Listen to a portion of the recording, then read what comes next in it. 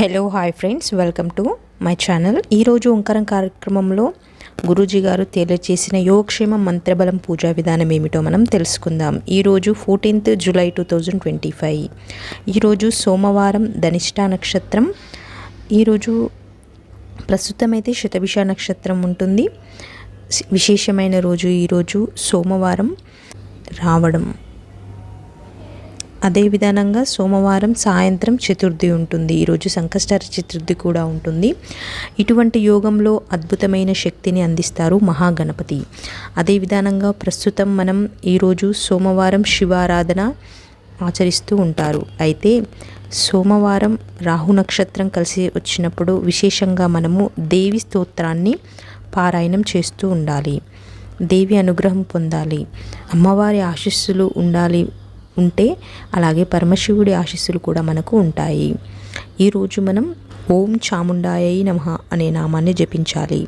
ఇలా జపించడం వలన మన జన్మజాతకంలో రాహుదోషాలు తగ్గుతాయి, కోపం ద్వేషాలు తగ్గుతాయి, మీలో దైవ గుణాలు అనేవి అభివృద్ధి అవుతాయి. చాముండా అంటే చాలా విశేషమైన నామము.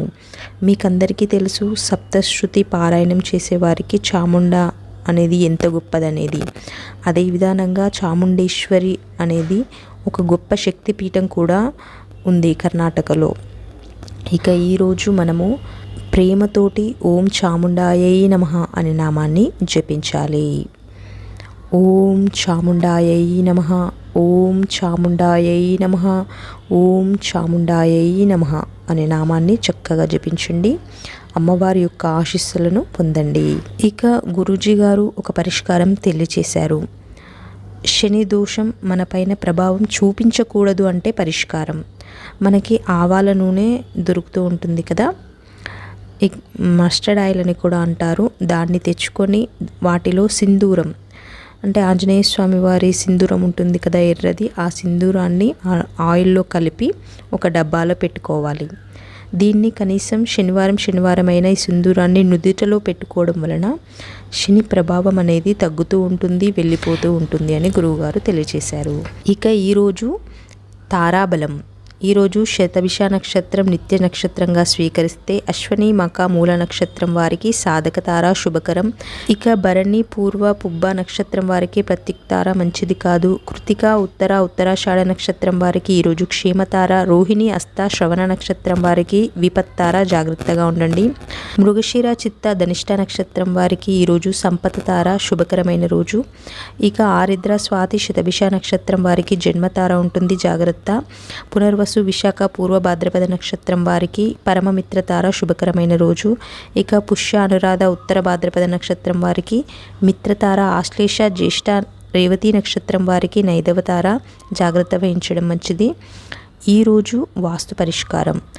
అయితే మన ఇంట్లో చాలామంది ఇంటి దేవుడి గది పెట్టేటప్పుడు మనకి దేవుడి గది, వంటగది కట్టుకోవాలనేసి కట్టుకుంటూ ఉన్నారు. అయితే దేవుడి గది పక్కనే ఇక్కడ హ్యాండ్ వాష్ ఉంటూ ఉంటుంది. తర్వాత అంటే హ్యాండ్ వాష్లో ఎంగిలి పాత్రలు ఇలా కడగడం ఇలాంటివి చేస్తూ ఉంటారు.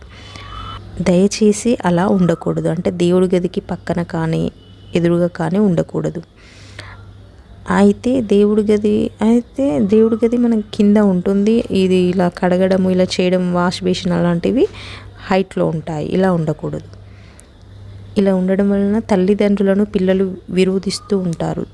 తల్లిదండ్రులు చాలా ధర్మాత్ములై ఉంటారు, పుణ్య పనులే చేస్తారు. కానీ పిల్లలు మాత్రం వారికి విరుద్ధంగా వారిని నిందిస్తూ ఉంటారు. అంటే ఇంట్లో దేవుడి కింద ఉండి ఇలా అంటే అటాచ్గా దూరంగా ఉండి కింద ఉంటే ప్రాబ్లం లేదు, అటాచ్డ్గా పక్కనే ఇలా ఉంటే మాత్రం ఉండకూడదు అని గురూజీ గారు తెలియజేశారు. అయితే ఇలా దూరం ఉండి కూడా పిల్లలు అలా వ్యత్యాసంగా ఉన్నారు అంటే నెగిటివ్ ఎనర్జీ ఆ ఇంట్లో చాలా హైలో ఉంది అని గురూజీ గారు తెలియచేశారు. అంటే ఇప్పుడు ఆ ఇంట్లో దైవభంగం అనేది జరుగుతూ ఉంటుంది. అటువంటి సమయంలో దాన్ని కనుక్కోవడానికి మనకు వీలు కాలన్నప్పుడు ఒకే ఒక్క పరిష్కారం, శ్రీవాస్తు యంత్రం పెట్టడం వలన దాని వైబ్రేషన్ పిల్లలపై చూపించి కాస్త పిల్లలు తల్లిదండ్రులపై గౌరవం అనేది చూపించి మంచి పనులు చేస్తూ ఉంటారు. ఎప్పుడు కూడా ఇటువంటివి ఏదైనా వాస్తు ఎనర్జీ కోసం మనం ఇలాంటివి అలంకరించినప్పుడు వాటికి పూజలు ఏమీ అవసరం లేదు. అయితే శ్రీవాస్తు యంత్రానికి ఎటువంటి పూజలు ఏమీ అవసరం లేదు అనేసి గురూజీ గారు తెలియచేశారు. అంటే ఆ వాస్తు యంత్రాన్ని జస్ట్ ఇంట్లో గోడకి మేకుకు పెట్టుకుంటే సరిపోతుంది అని గురుజీగారు తెలియజేశారు. అయితే రేపు మంగళవారం ఉదయం పూజ, రేపు పంచమి ఉంది. ఉదయాన్నే పొద్దున్నే లేచి దగ్గరలో ఎక్కడైనా నాగశిలలు ఉంటే పాలు పోసి ప్రదక్షిణ చేసుకొని రావాలి. ఇలా వస్తే మన జన్మజాతకంలో కానీ పూర్వీకుల నుంచి సంతాన సమస్యలు ఏవైనా ఉంటే దోషం పోయి సత్సంతానం ప్రాప్తిస్తుంది. ఇది చాలా ఉపయోగకరమైన పూజ అండి, చాలా ఉపయోగకరమైనది, అందరూ పూజించండి.